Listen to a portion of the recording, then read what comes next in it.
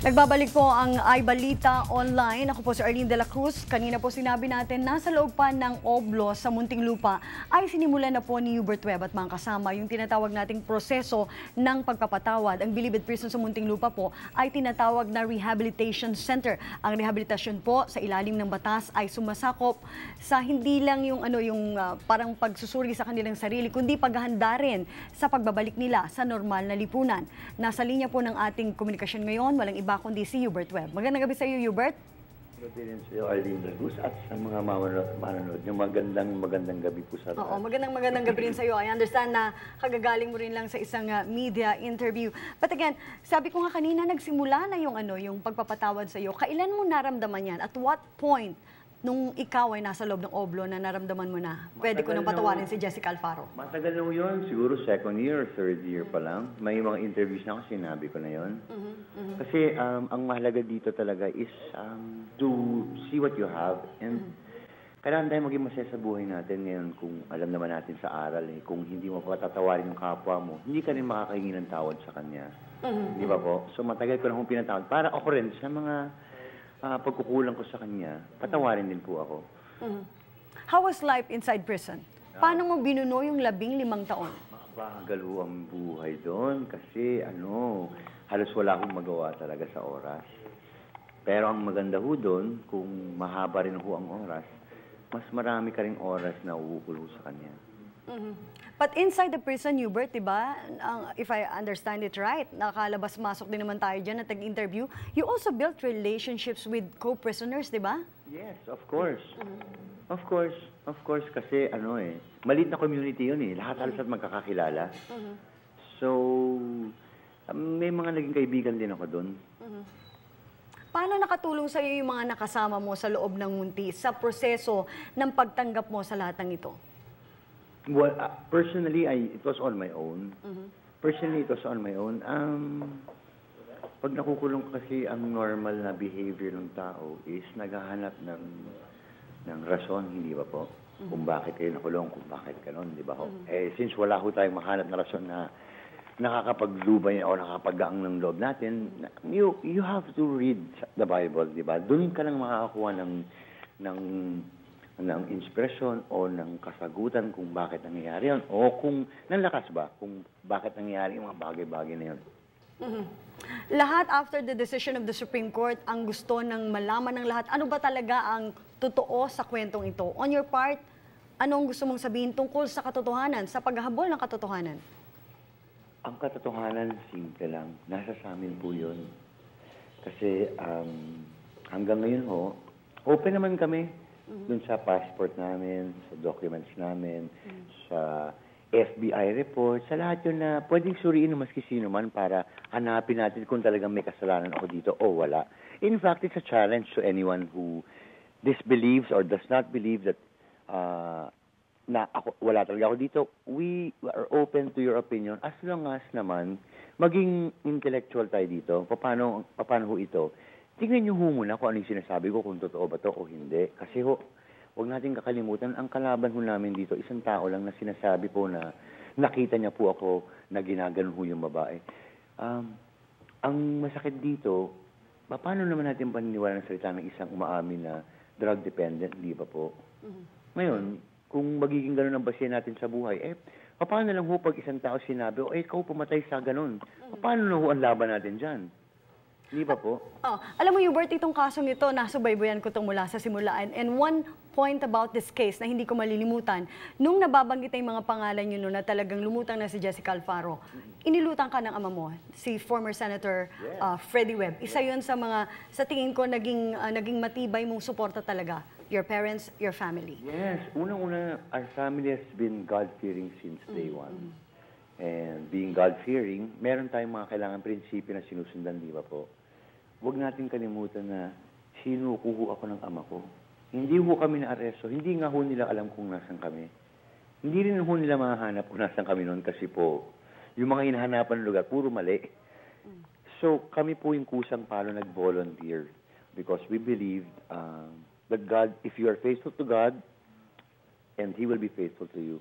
Di ba, nandun ho sa babasay na respetuhin nyo yung mga namumuno. Di Di ba po? Kailangan magtiwala kayo sa namumuno dahil walang namumuno hindi daw niya nilagay. O so, okay, suko ka tayo. At talagang makikita mo ang ano ng Diyos na talagang hindi kanya talaga pababayaan kasi lumabas yung katotohanan eh.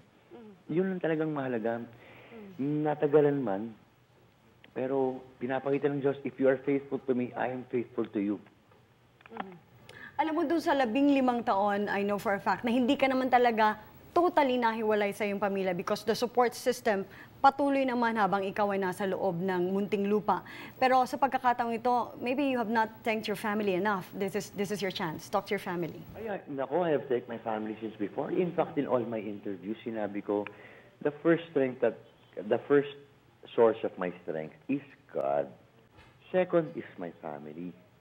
Kailangan niyang 1, 2, 3 yan. Tapos yung pangatlo, yung mga tunay mong kaibigan. 1, 2, 3 yan eh. Kasi kung wala yung pamilya, meron kang Diyos, totoo, kakayanin yan. Pero napakahirap humihirap lang po kung wala kang family support. Now, like I said, no, iisipin natin maigi. Kung ikaw, for example, may kapatid ka, alam mo may kasalanan sa kaso, tuwing linggo ka bang dadalaw? Hindi ba po? Yun ang totoo dyan eh. Let's be honest here. Dito parang let's be honest. Kakayanin mo ba? Kunyari, ikaw po, Arlene, meron ka bang kapatid? Meron ba? Meron. Okay, babae, lalaki. Babae, 2 at isang lalaki. Okay, pagpalagay natin yung lalaki mong kapatid. Pagpalagay natin na sumala sa batas. Madadalaw mo ba itong linggo-linggo? Di ba po? Isipin, 15 taon na linggo-linggo dinadalaw, no? Hindi pa dapat isipin natin eh. Ngayon, nagawa lang ito ng pamilya kasi alam namin lahat ng wala kaming kasalanan. Doon ngayon nagkakaroon ng family support. It's really hard just to go even if you're innocent eh. Nakakapagod ho yun. Nakakapagod talaga yun. Pagod na pagod yung nanay ko. Kaya nga, ay nako. Alam mo, Hubert, lahat daw ng tao may motibo sa lahat ng kanilang mga ginagawa. After all these years, Jessica Alparo, anong motibo niya? Bakit niya ito ginawa? Easy. Ano ba ang common motive to do something? Fame, number 1. By law, by aral to. Susunod, money. Sunod, huling-huli, revenge. Yan ang common practice maski sa ano yan, yan ang pinagbabatayan kasi kailangan may motive kayo. You mentioned fame. Yeah. Gusto ba talaga ng kasikatan ni Jessica Alfaro? Do you know her to be that person na gusto ng kasikatan? No, I said ang common na pinag-aano ng police agency is yung mga motive. Yeah. Yun ang tatlong number 1, 2, 3. Ngayon, hindi ba po bigla from nowhere, bigla siyang sumikat? Nagkapelikula nga siya. Sumunod, ano ho nakuha niya? Malaking pera. Di ba po, nangyari rin yun. Lahat ito nangyari. O kung ayaw niya natin maniwala, o sige, gagawin natin mas madali. Kung ikaw ba inamin niya, facts tayo, drug addict siya, di ba po? Inamin niya, drug addict siya. So, doon tayo sa katotohanan lang. O sige. Kung drug addict ka, ano mawawala sa'yo? Ano pang mawawala sa'yo doon? All to gain, nothing to lose siya dito, hindi ba po? Oh, so nasagot na yung tanong mo. Sikat siya, may pera siya, gobyerno ang nagbabayad sa kanya sa everyday living niya. Hindi ba parang dream come true for someone like that? For someone who had nothing before. Oh, well, all I'm saying is, I don't know what she had, but a drug addict. O ba, adi, wala ka nang kasama problema, dahil lahat na siya, wala ka nang gagawin. Hindi ba? May isa pang punto rito, Hubert, na sabi mo kanina nakapagpatawad ka na, Jessica Alparo, ang pinag-uusapan natin. Pero paano yung police work na pinagsimula ng lahat ng batayan ng litigasyon na pinagdaanan yung lahat? Alam nyo, ito ang katotohanan dyan ha. Lahat po ng na nag-witness sa amin, ano po ang nangyari sa kanila? Yung mga officials, you should ask them what happened to them. Ask them what they lost to tell the truth. You should research that. They were all downgraded and thrown in different agencies because they dared to tell the truth. At ang totoo dito, lahat ng nagsabi na ito, lahat dyan takot sa Diyos. Yung makalalaman nyo ko yan pag in-interview nyo rin sila. Dapat yun ang tingnan natin. Ano ba ang nangyari doon siya mga nagsabi ng totoo? Kaya bilib na bilib ako sa mga tao na yun because they wanted the truth, they had to pay the price. Just like us. We wanted the truth to come out, we paid the price. Yun ang masakit sa sistema natin. Dahil nagsasabi ka ng totoo, yung isa nagsasabi niya kasinungalingan, ang dudusa, yung mga tao nagsasabi ng totoo. Pangulo Hubert, officially this has been your first day outside of prison. Mula sa araw na ito, anong mga 24 susunod hours na. Second ako nga, pero lampas na, di ba? Pero ibig sabihin, officially itong buong araw na to. After this day, ano ang balak ng isang Hubert Webb? To just spend Christmas with my family. Hanggang doon pa lang po dahil nagulat naman po kami sa lumabas. One day at a time. Yes po, one day at a time. And give all the grace to Him kasi we are together. Yun ang Hubert mahalaga. Webb, maraming salamat sa iyong panahon and Maraming thank you for speaking with us. Okay, good evening. Si Hubert Webb po ang ating nakausap. Siya po ay nasa kanilang tahanan sa Parañaque at ang panayam po yan ay inarrange po ng kanyang mismong ama, si former Senator Freddie Webb. Marami pong salamat. Magbabalik ang iBalita Online.